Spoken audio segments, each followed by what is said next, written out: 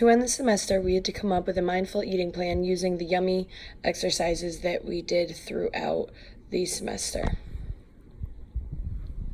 So before this class, I would mindlessly eat.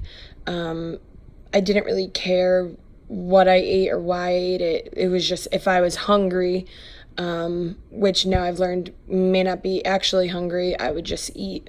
And when I did, I would overeat. If there was a lot on my plate, I would eat until it was gone. I would definitely emotionally eat often. So if I was upset about something, I would just keep eating, or would find myself using it as kind of like a crutch almost. I also did not understand the different types of hunger, like stomach hunger, ear hunger, eye hunger, mouth hunger. And I never thought to be mindful or even what mindful eating was. And then another thing that I really liked is I never thought to examine my childhood eating habits and how this may affect the eating habits that I had in my adult life. And I also struggled to make time for myself, whether it was eating or just practicing being mindful in general. So the corrective eating plan that I have come up with is that every meal should hold nutritional value. If you're eating, you shouldn't just be eating to eat. You should have a reason for it. There should definitely be all the nutrients that you need, whether it's proteins, carbs, healthy fats, vegetables, fruits, things like that. And when you are eating not to convenience eat, like grab fast food or quick fixes, because often that will leave you hungry in a short amount of time and not provide the correct amount of energy that you actually need.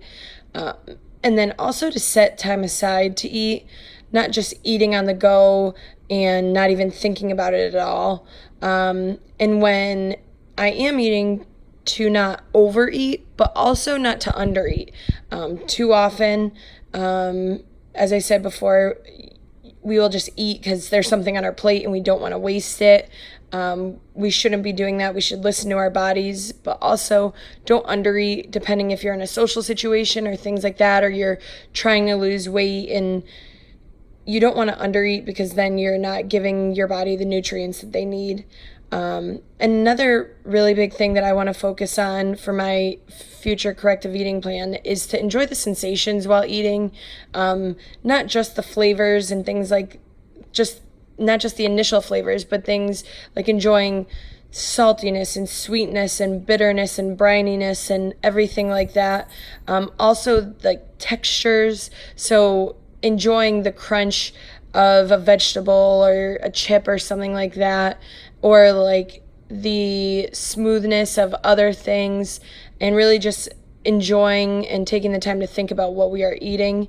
And also my biggest thing is eating is for you and no one else. And what I mean is myself. So when we are eating, I'm eating for what I need it for. I don't need to worry about what others think or anything like that. I need to focus on what is best for myself. Ways I'm going to be doing this is by listening to my body, because when you're hungry, there's a reason for it.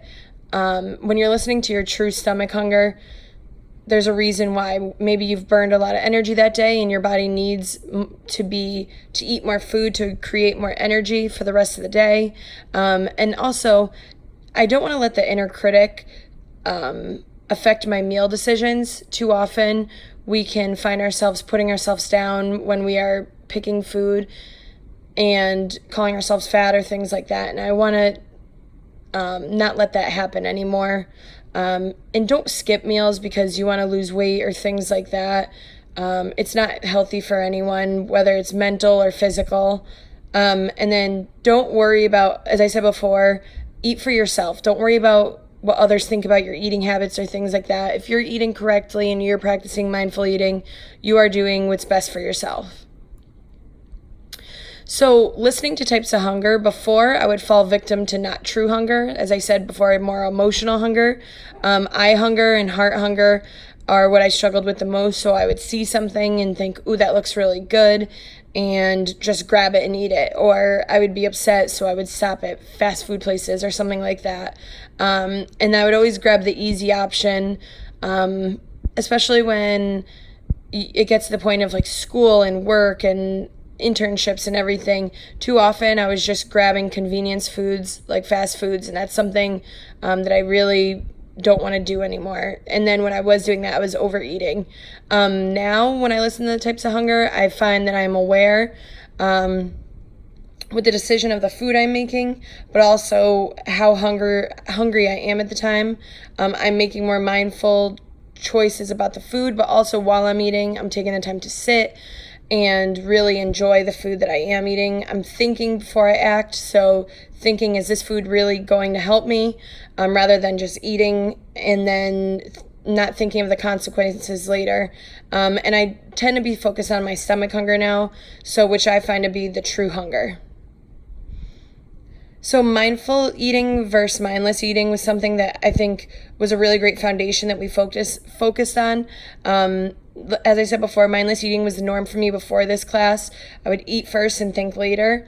But ways that I have learned to practice mindful eating is engaging all of my senses, not just mouth senses, but also enjoying the textures and things like that, and smells and everything, the feel of things. And another great way I have learned to practice mindful eating is serving in modest portions rather than just making a bunch of food and then just putting it on the plate. I'm thinking about how much my body truly needs in order to be full at that time. And now another great way I'm practicing mindful eating is by savoring the food I'm eating. So even if I'm with company or I'm socially eating, taking the time to really enjoy the food I'm eating has definitely made me slow down a little bit and enjoy myself, and helped me not overeat. Important skills that I think that I've picked up for mindful eating is, as I said before, listening to my body, not being afraid to throw away food when I am full. I know it can feel wasteful at times, but if you do not yet have the self-control to stop eating it, and if it's there, you're going to eat it, I don't feel bad anymore about throwing away a small bit of food because it's better than overeating. Another great thing that I plan on doing is thinking of the journey of the food I'm consuming. So when I'm eating a steak or something like that, instead of just eating it, think of all the hard work that's gone into it, the animal life that was lost in the meantime, all the hard work of the farmers, and really just what it took to get from the farm to on your plate. And what this will do is it'll create respect for the food that you're eating, and it will make you practice mindful eating because you're taking the time to slow down and really engage your brain. You can also do this while putting down your fork, which will slow down your eating, but also will give you time to really enjoy yourself. And it'll make you slow down and things like that. Another thing that really helped me create my plan was my childhood eating to now, and really comparing these things. So when I was a child, as you can see, my breakfast and lunch were mostly quick, convenient, or even sometimes for breakfast it was skipped. I never really focused on the nutrients. It was just very regimented. Oh, it was time to eat. So that's when I would eat. Dinner, we were a large family with all busy schedules, so we'd always have a nice meal, but it was always all at different times and things like that because it was hard to get us all on the same schedule to sit down. But now, when I'm eating breakfast, I like to take the time in the morning to practice mindful eating and really sit down and enjoy myself and make sure what I'm eating is nutrient filled, because it is the basis for the energy for my day. At lunch, due to my work, it does have to be quick, but I want to still be mindful, so I make sure I'm not overeating or undereating or anything like that, because this meal is what's helping me push through the rest of the day. I really want to make sure it's balanced with nutrients, as the same with breakfast. And dinner is really the time that I like to sit down and really enjoy myself.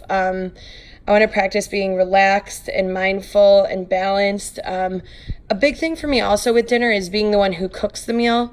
This gives me the time to really see all the hard work that goes into it. So I think this really helps me enjoy my dinner the most. This video I found, I think, perfectly just wraps up a successful eating plan and really just everything that we went over this semester.